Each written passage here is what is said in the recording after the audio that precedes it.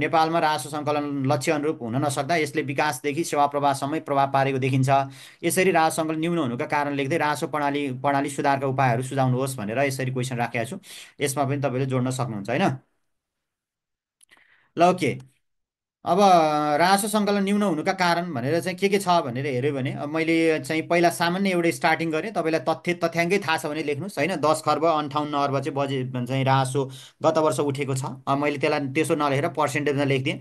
राज्यको दैनिक प्रशासन सञ्चालन गर्न तथा विकासात्मक कार्यको लागि स्रोत जुटाउने आधार अथवा दरिलो आधार भनेर लेख्न पनि सक्नुहुन्छ। आधार नै राजस्व हो।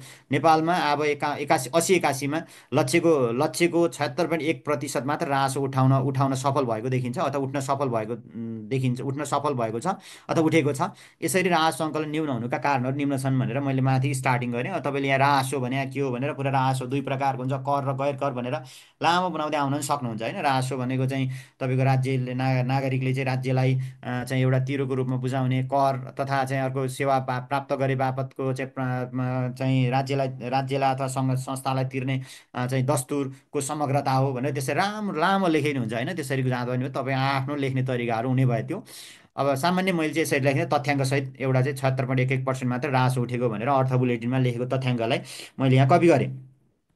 अब पहिलो भनेको अर्थतन्त्र देखिएको शिथिलताको कारण एग्रिगेटेड डिमान्ड घटेको छ। एउटा चाहिँ तपाईँ डिमान्ड चाहिँ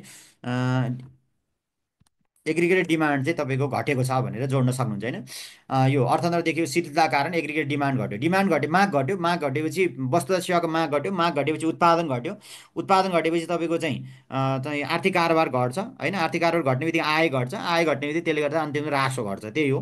त्यो कारणले गर्दा चाहिँ मेन भनेको यही हो। अहिलेको चाहिँ मेन समस्या भनेको राजस्व चाहिँ उठ्न लक्ष्य अनुरूप उठ्न नसक्नु भनेको अर्थतन्त्रको शिथिलता हो।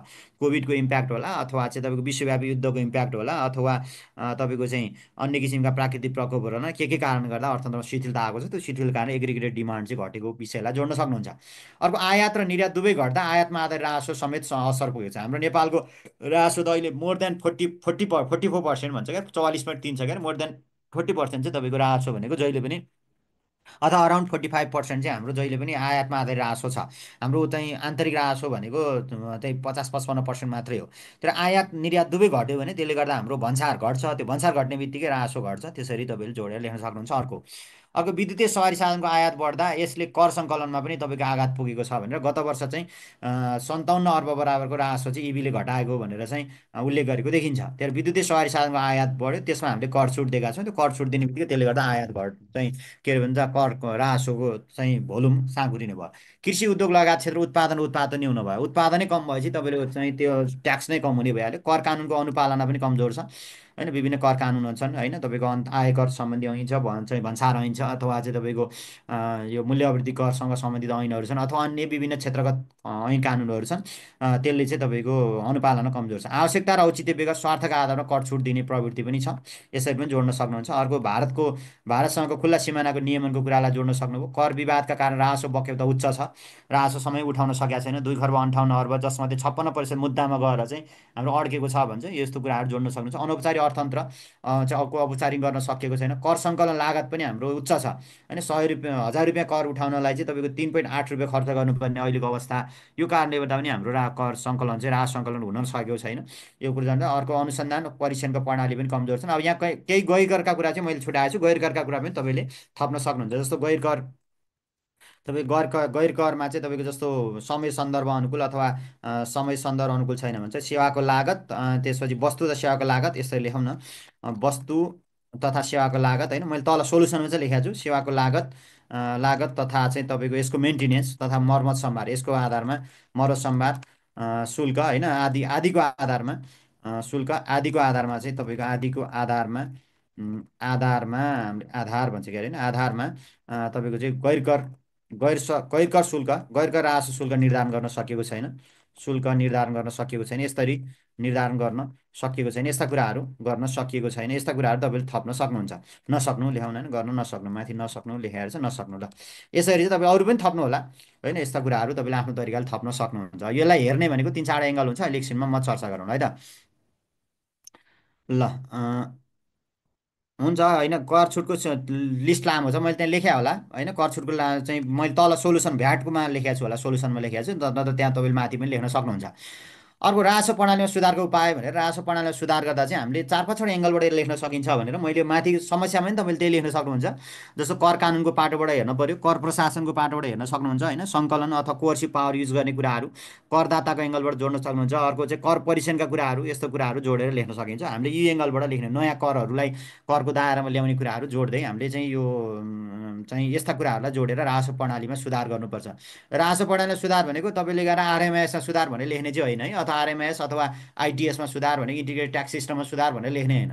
प्रणाली भनेपछि कसले चाहिँ त्यो सर प्रणाली भनेको त्यो आरएमआइएस हो कि अथवा आइटिएस हो कि अथवा आसिकुडा हो कि भन्ने सम्झिरहनु भएको हुन्छ, त्यो होइन कि प्रणाली भनेको समग्र सिस्टममा सुधार गर्ने भन्ने पाटोबाट हेर्न पर्यो है यसरी। अब तपाईँको चाहिँ अब लेख्नुहोस् त भइहाल्छ, मैले यहाँ लेखेकै छु पार्टबाट लो इन्भोइसिङ चाहिँ त प्रब्लम छ, नो इन्भोइसिङ लो इन्भोइसिङ प्रब्लमहरू छ, ती कुराहरू तपाईँले जोडेर लेख्न सक्नुहुन्छ, केही छैन। अब मैले सबै लेखेको सबैमा एकैचोटि समेट्नुपर्छ भन्ने होइन नि त होइन, थोरै मार्क्स पनि क्वेसनको मार्क्स पनि हेर्नु पऱ्यो, प्लस मेरो नलेजको चाहिँ तपाईँको दायरा पनि हुने भयो होइन, तपाईँ र मेरो फरक हुनसक्छ नि त बुझाइ। तर लेख्ने के भन्ने कुरा चाहिँ सम्झिनु पऱ्यो कि त्यति हो। मैले लेखेँ के भन्ने कुरा हेर्नु पऱ्यो, नीति कानुनको पाटोबाट लेखेँ होइन, इन्फर्मल इकोनोमीको पाटोबाट लेखेँ, करको चाहिँ तपाईँको मुद्दा अदालतमा गएर करका विषयहरू गएका छन्, करको अनुसन्धान चाहिँ तपाईँको अथवा परीक्षण प्रणाली हाम्रो कमजोर छ, करदातामा कर तिरौँ तिरौँ भन्ने किसिमको करदातामा मनोबल कमजोर छ, कर सङ्कलन गर्ने लागत चाहिँ लामो छ, प्रक्रिया कर सङ्कलन प्रक्रिया चाहिँ लामो छ भने मैले यसरी सम्झेर लेखेँ। तपाईँले अरू थप्दै जाने हो नि होइन। 1000 रुपियाँ कर सङ्कलन गर्नलाई 3.8 रुपियाँ खर्च लाग्छ क्या, हाम्रो कर सङ्कलन लागत चाहिँ बढी छ भन्छ कि। अब करका दर कर कानुन करका दर कर कानुनका कानुनी प्रबन्ध र कर प्रणालीका प्रक्रियागत व्यवस्थामा नीतिगत स्थिरता कायम गर्ने, एउटा पहिलो भनेको नीतिगत स्थिरता कायम गर्नुपर्छ। सालबसाली चाहिँ आर्थिक ऐनले करका दर र दायरा निर्धारण गर्ने होइन, करका कानुनी प्रबन्ध चाहिँ तपाईँको स्थिर किसिमको कानुन ल्याएर करका दर अथवा कानुनी प्रबन्धहरू निर्धारण गर्नुपर्छ। पहिलो भनेको नीतिगत स्थिरता चाहिन्छ एउटा भन्यो। त्यही भएर अहिले चाहिँ तपाईँ एकीकृत राजस्व नीति ल्याउने अथवा एकीकृत राजस्व सम्बन्धी कानुन ल्याउने भन्ने पनि चाहिँ तपाईँ उठिरहेको छ होइन। उच्च दरका कर नीति भन्दा पनि व्यवसाय प्रवर्धन केन्द्रित कर नीतिले अर्थतन्त्र उत्पादन बढाउने, राजस्व प्रणाली दिगो बनाउने हुँदा राजस्व नीति तर्जुमा गर्दा यसतर्फ ध्यान दिनुपर्छ भने मैले अर्को एउटा लेखेँ। कर धेरै लाएर चाहिँ कर धेरै उठ्छ भन्ने सिद्धान्त चाहिँ तपाईँको त्यो बुझाइ, सिद्धान्त त होइन बुझाइ, त्यो बुझाइ चाहिँ हुनु भएन। तपाईँ कर भनेको जहिले पनि थोरै हुनुपर्छ, त्यसले व्यवसाय प्रवर्धन गर्नुहोस्, लगानी आकर्षण गरोस्। कर भनेको लगानी मैत्री हुनुपर्छ भन्छ कि, लगानी आकर्षित गर्छ, लगानी आकर्षित गरेपछि त्यसले उत्पादन बढ्छ, उत्पादन बढी अर्थतन्त्र चलायमान हुन्छ, जति इकोनोमिक एक्टिभिटी भयो त्यति कर बढ्छ। त्यो सिद्धान्तलाई चाहिँ हामीले फलो गर्नुपर्छ भनेर दोस्रो यसरी लेख्यो।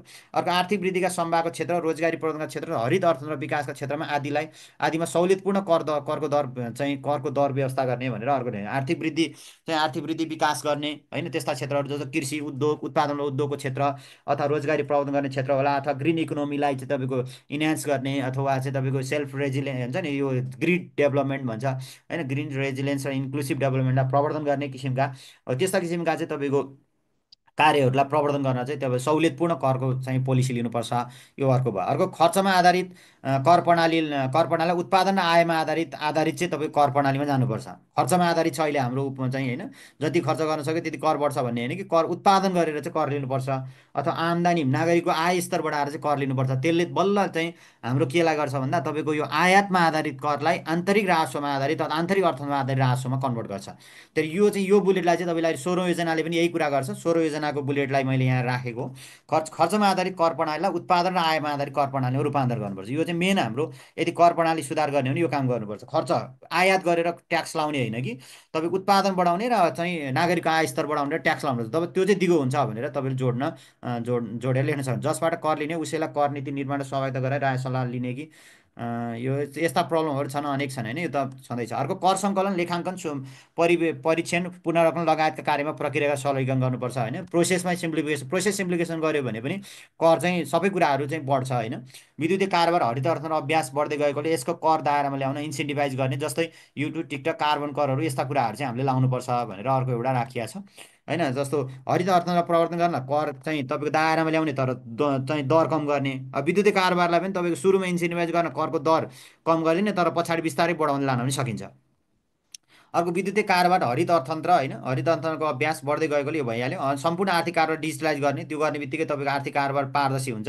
अब भ्याट, अब मैले यहाँ 3-4वटा चाहिँ करको एङ्गलबाट लेखाएको छु। भ्याटमा के गर्ने, भ्याटको सूची लामो भयो, कहिले लामो भयो भने त यसलाई के अरे सूचीलाई छोट्याउने होइन, तपाईँको नो इन्भोइसिङ अथवा लेस इन्भोइसिङ गर्ने पद्धतिलाई घटाउने भन्ने कुराहरू यहाँ जोड्न सक्नुहुन्छ। आर्थिक कारोबारको लेखाङ्कन वास्तविकमा आधारित बनाउने भनेको त्यही इन्भोइसिङ चाहिँ एक्चुअल बनाउने, किनभने भ्याट भनेको लेखामा आधारित कर हो। तर भ्याटलाई यसरी सुधार गर्ने भने भ्याटको एङ्गलबाट लेखेँ। अर्को आयकरको एङ्गलबाट आयकरको सङ्कलन दर बढाउन घरबाल कर अथवा चाहिँ कारोबारमा आधारित घर जग्गा रजिस्ट्रेसन शुल्क अथवा कारोबारमा आधारित ट्याक्सेसन सिस्टम है, त्यो कारोबारमा आधारित कर कर कर सङ्कलन प्रक्रिया भनेर जोड्न सक्नुहुन्छ। अन्तशुल्क सङ्कलनलाई बढाउन भौतिक नियन्त्रण प्रणालीको अवलम्बन गर्ने, नियमन र निगरानीलाई बढाउने भनेर मैले राखेँ। भन्सार सङ्कलन दर बढाउन खुल्ला सिमानाको नियमन गर्ने, भन्सार बिन्दुमा आधुनिक प्रणालीको प्रयोग गर्ने। यो चारवटा करलाई मैले यसरी जोडेर लेखेको छु। हाम्रो राज्यका मेन चारवटा कर यी नै हुन्, अब यी बाहेक अरू पनि छन्। अनि अनुसन्धानमा आधारित कर प्रणाली र कर नीति चाहिँ तपाईँको निर्धारण गर्ने, कर सचेतना र कर परिपालना बढाउने, आन्तरिक अनुगमन सुपरभिजन प्रणालीलाई सबल बनाउने, कर सङ्कलन लागत न्यूनीकरण गर्ने, एकीकृत कर प्रशासनको व्यवस्था गर्ने, यस्ता कुराहरू राखिदिएको छु। अनि गैर करको पाटोबाट पनि तपाईँको चाहिँ गैर कर सङ्कलनको लागि छाता कानुन र संस्थाको प्रबन्ध गर्ने, वस्तु तथा सेवाको लागत मरोसम्भार खर्च आदिको आधारमा चाहिँ तपाईँको गैर कर राजस्वका दरहरू निर्धारण गर्ने भनेको एक्चुअल बनाउने गैर करका दरहरूलाई पनि। अनि करदाताको सङ्ख्या यस्तो आधारमा सङ्गठन संरचनाहरू चाहिँ राम्रो बनाउनु पर्छ भनेर यसरी जोडेर लेख्नु भयो होइन। ठिक छ, नीतिगत सुधार मैले लेखेकै त्यसैबाट हो। कार्बन व्यापार भन्दा पनि कार्बन व्यापार त अलिकति भएन, त्यो त आय स्रोत बढाउनु भयो। कार्बन ट्याक्सेसन भन्ने हिसाबले लेख्नु पर्यो, कार्बन ट्याक्स लगाउने कुराहरू जोड्न सकिन्छ। अब यहाँ मेन भनेको तपाईँले मैले केबाट लेखेँ भन्ने कुरा मैले माथि नै भनेको छु त, मैले लेखेँ केबाट भन्ने कुरा यहाँ हो नि त। माथि मैले लेखेँ केबाट भन्ने कुरा यहाँ कहाँनिर भनेको छु कि जति लामो लेखेँ पनि मैले लेखेको कुरा यति हो नि। कर कानुनको पाटोबाट लेखेँ, कर प्रशासनको पाटोबाट लेखेँ, कर प्रशासनमा सङ्कलन कोअर्सिभ पावर भनेको तपाईँको चाहिँ अलिक दण्डात्मक नीतिहरू पनि लिनुपर्छ भन्ने हिसाबले लेखेँ। अर्को करदाताको एङ्गलबाट करदातालाई चाहिँ कर तिरो भन्ने भावना बनाउनुपर्छ भने मेन चाहिँ यही तिन चारवटामा बसेर मैले एन्सर लेखेँ हो भनेर मैले माथि नै भनेको छु। यहाँ तल त गफ त हो नि, हो त तल त गफ बढाउँदै जाने हो, माथि मेन कुरा चाहिँ त्यति हो भनेर त्यसरी चाहिँ लेख्न सक्नुहुन्छ। तपाईँले आफ्नो तरिकाले दायरा बनाउँदा भयो। अब वित्त नीति र मौद्रिक नीति बिचको सम्बन्धबारे चर्चा गर्दै हालको वित्त नीति र मौद्रिक नीतिका विशेषताहरू संक्षेपीकरण गर्नुहोस् भनेर चाहिँ छ। अब यसमा तपाईँले वित्त नीति र मौद्रिक नीतिको सम्बन्धलाई मैले चाहिँ सरस्वती यसरी लेखिदिएको छु। तपाईँले चाहिँ क र ख बनाएर पनि जान सक्नुहुन्छ होइन। क र ख बनाएर भन्यो भने वित्त नीतिले मौद्रिक नीतिलाई कसरी, मौद्रिक नीतिले वित्त नीतिलाई कसरी भनेर